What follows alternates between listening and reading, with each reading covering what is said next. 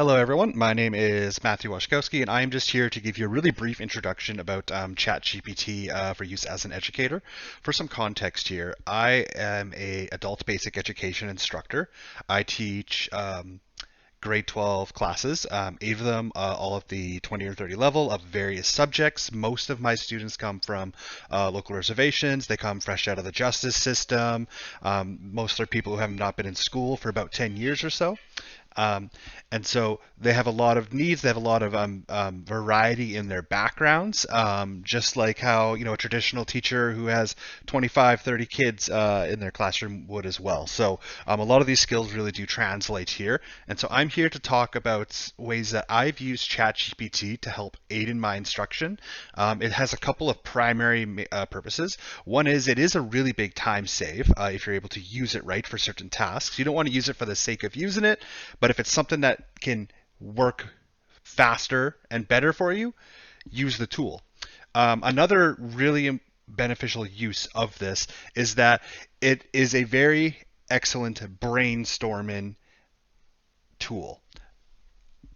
I am personally someone who benefits tremendously so from being able to talk with other teachers and what are they doing.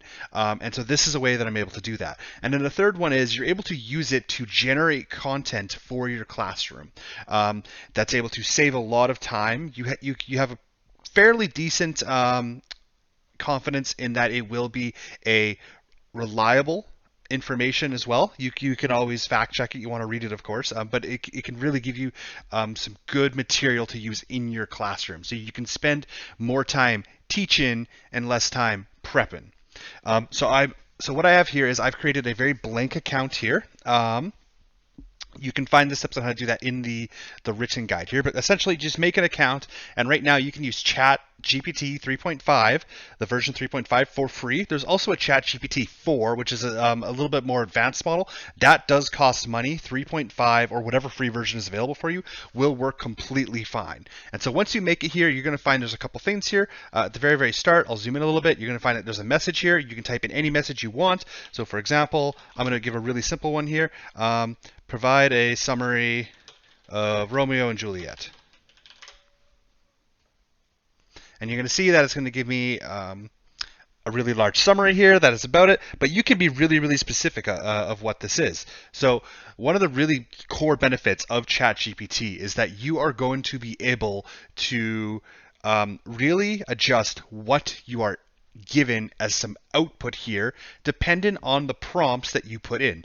A really nice simple way to think about these AI chat models is that garbage in, garbage out. It's all about the quality that you put in and the quality that you put out. So, for example here, if I'm looking at Romeo and Juliet, let's say, for example, I am a grade 9 English teacher in Saskatchewan. A very common novel there is Romeo and Juliet. Provide me a one paragraph, so I'm giving some specifics here. I want a one paragraph summary of Romeo and Juliet. Tailor the paragraph for a grade 9 reading level.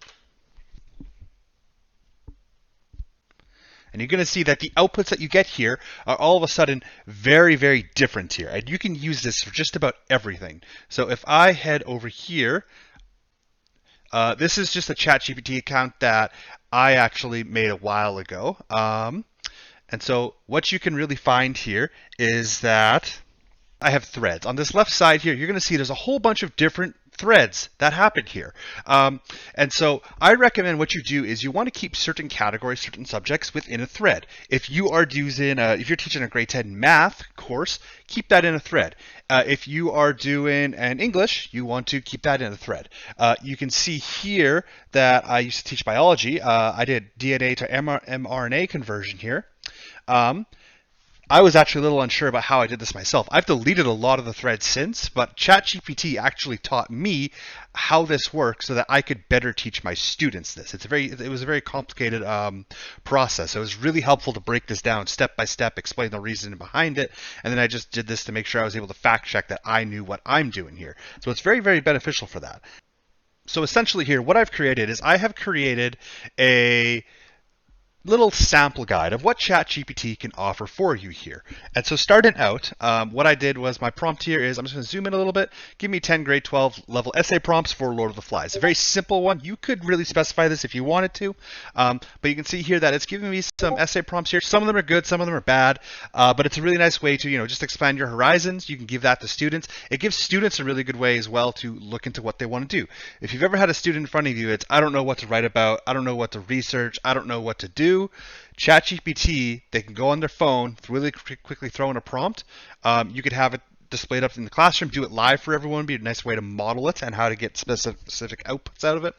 That will work quite well to give you some nice prompts here.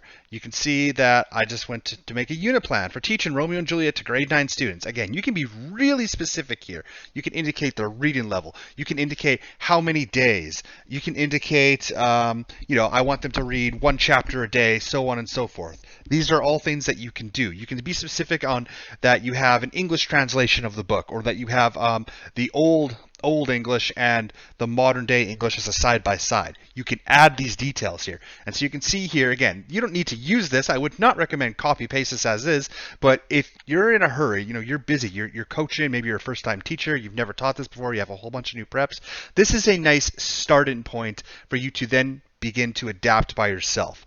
You don't need to look at stuff like Teachers Pay Teachers. A lot of this information comes from sites like that. It's really just able to work out. It saves a lot of this time for you exploring other people's things. So you can see here that it's giving me a duration, it's giving me the grade level, it's giving me unit objectives. You could specify unit objectives as well as if you wanted. And then over here, we can see that it's just giving me what I'm supposed to do. You could really ask it to expand on all of these things here as well. Again, the more detail you give in your prompt, the longer the thread, the conversation that you have with it, the more tailored output you're going to receive. Remember, whatever you put in is whatever you're going to get out. So you want to be very specific. You want to spend some time, really give the context and background to what you can do. I'm a math teacher, and so let's say I'm a really big fan of like word problems. You could also ask it to add some pictures in here for you as well. Sometimes that works, sometimes it doesn't. I've had limited success with that. But in this case, if I wanted to factorize binomials, that's the FOIL method for any of you who don't know. This gives me some things here. And again, I kept this a very, very brief one. You can always be extremely specific here. Maybe, for example, I do not like, yes, this one here. I did not want them to maybe factorize this. I wanted them to expand them. I could have been more specific there. So I could have done a second prompt, redo this prompt, but with only expanded binomials and not factorizing them. Again, we have some our essay prompts here. If you have like grade 5s, for example, maybe you're doing some conflict resolution, it just gives you some tips here. Whenever you're thinking of, you threw something in Google, you want to ask a colleague, try just throwing it in ChatGPT. Think of it as a replacement for Google in a sense, that you're really able to tailor it more for you. So over here, for example, I've made some ways I can teach grade 5 students about conflict resolution. Cool. Like this gives me, some things I could probably think about this by myself. So I didn't quite get the output I wanted. So instead, maybe what I could do here is, can they give me a 1-page reading about this? And it's at a grade 10 level. Sure. Here's our 1-page reading about this. All of a sudden here, it's giving me a title. It's giving me, here's some of the main points here. It's giving some context about this. Now you can maybe hand this out, read it together as a classroom, have a little bit of discussion about it. If you are undergoing some professional development, you want to know, well, what are some things that I could go and do? Throw that in. They'll give you a list of resources. You could ask for very specific books. You could ask for clubs. You could ask for Twitter feeds. All of these things will absolutely work for you. Again, this is very, very broad. What types of resources am I looking for? Am I looking for short ones? Am I looking for a full novel? Am I looking for a seminar? I'm keeping it very brief and broad here on purpose. You can always add more detail. So it's the same thing here. If I want them to give me an article about the dangers of TikToks, or some resources rather. So now it's just giving me resources. It hasn't compiled this based on the information it's scoured off the internet. It has instead given me resources that I can go look, see if this is something that I like, and it is now sourced. It's at a grade 9 level. This is where we want to start looking to perhaps sourcing some things. And so while they're reading these, now all of a sudden, so I'm going a little bit deeper. Okay, so what are the dangers of it? Give me some sources. Cool. Here are some questions that I want them to answer while they look at one of these. Maybe they're doing this as a group. Maybe you split them into 5 groups, and they're all looking at these different things, and they come back together and have a discussion at the end. Cool. I have the questions. It gives them to me here. But now I want to know the answer key of it, because maybe it's 9 p.m. You just got done coaching volleyball, and you're scrambling. This might be beneficial to you, this might not be, but again, I really recommend this for especially first year teachers. It's a nice way to just cut that prep time down if you're not able to work with another colleague to get some extra support. Really nice way as well is I'm quite blunt in my emails. It is a professional challenge of mine. I think everyone's had those emails where I wish I could just say it this way, and you kind of have to dance around the issue. You have to say it a little bit more professionally.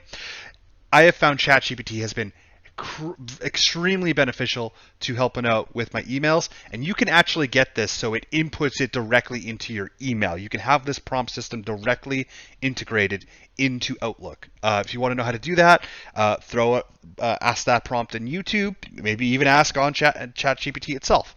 But all of a sudden, I had a prompt here about how there's a son who's causing inappropriate distractions. I need to email a parent about this. All of a sudden, it's going to give me a really well scripted prompt. It's not very offensive. It's professionally stated. It's not as attacking as, perhaps a more blunt way of stating it. Now, this is what's really cool, is it can actually give you some grading rubrics here. And so you're going to see what I've done is, okay, I have a group PowerPoint presentation. It's for grade 6 students. It's a group 1, and this is the topic, what they're doing. They're researching, and they're presenting on different plants that are indigenous to central Canada. Okay, so it gives me this prompt here. Now, this was for grade 6 students, right? I don't know if I like the language here. Maybe I have some students in my classroom who are really at a much, much lower reading level. They might not be able to use a lot of this more difficult language. It might not be as clear and concise as to what I'm actually looking for in this rubric. So what I said was, okay, you know what? This language is too complicated. Simplify it. And all of a sudden, it has now simplified the language here. Maybe I find this too simple. Maybe I want it to complicate it a little bit more. But again, at the surface level, I'm just scratching it. I'm just saying simplify it, complicate it. What specifically are you looking for? Be specific. So this is where ChatGPT gets a little bit interesting. It has a code of conduct and it has limitations. So I asked it to create a 5-page essay that has at least 3 punctuation errors per paragraph for 8th graders. And it was not able to give me an output. It cannot create content that intentionally contains errors or goes against good educational practices. Okay, so you know what? I'm going to reword my prompt very, very slightly here. And all of a sudden, it's given me the essay I want, the introduction, and it's given me a variety of grammatical errors in there. And then I want the answer key for it. Okay, now give me the corrected version of this, and it will give that to you. So you can really use this to help out with some things. Another really helpful reason I find ChatGPT is, just for those students who have a little bit less impulse control. They have an immediate problem, especially with technology. Is how do I do this? Maybe I didn't teach them how to do a certain thing on like a PowerPoint, or they're trying to do something that I don't know how to do. I'm busy. I have 25 other students in the classroom. I'm really trying to work with them. This isn't the most important thing. Is they want to be able to embed a YouTube video into their PowerPoint. Maybe I'm helping another student just get started on their research presentation. They don't even know where to begin. So I'm not available, or I'm not as available to this student at this particular moment. They could throw this impromptu question that they have: how do I put a YouTube video in my PowerPoint? And how does it autoplay into ChatGPT? And it's going to give them an extremely detailed step-by-step guide. And this is language that a sixth, seventh, eighth grader, any student, this is written in their language. It's not very specific. They haven't really learned how to use the tool superbly well. It's just something that they're able to do to work out. Maybe you can make flashcards out of it. So if I'm a really big fan of flashcards for some of my STEM classes, because at the end of the day, there is a little bit of memorization. We need to memorize some terminology with, for example, like biology 30, health studies 20. So you could ask it to make some flashcards here about the terms. You could give it a list of terms, come up with a list of definitions, or come up with a list of questions for you. So it saves a little bit of that time, at least with practicing that. There's other tools that do this, but again, it's an all-encompassing tool for it. Right here, if you want to know a step-by-step guide on how to use ChatGPT, maybe you need to give this to students. You could make something like this. I actually didn't quite like this, to be honest with you. This is not the guide I would give. I would probably adjust my prompt here a little bit. There's probably 1,000 YouTube videos out there on how to use ChatGPT. That's why I haven't touched too much upon it. So ChatGPT. This is just table 1 within the chapter for ChatGPT. I really find that it has a lot of uses for generating ideas for both teachers and students, but it also has a really good opportunity to generate items.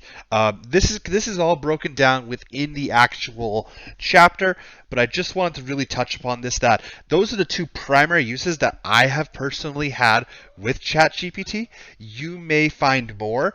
There are so many people who are using this in every avenue of life, both personal and as a worker, as a teacher, as a student. There are so many resources. Explore it. Spend a little bit of time. I can guarantee you there will be some professional development opportunities near you that are looking at AI in education for teachers and how you can use it. This is one of those things where you could just spend 10 minutes at home, maybe you have a TV show on, go on your phone, and just brainstorm a little bit. Get creative. See what it's able to do and get inspired.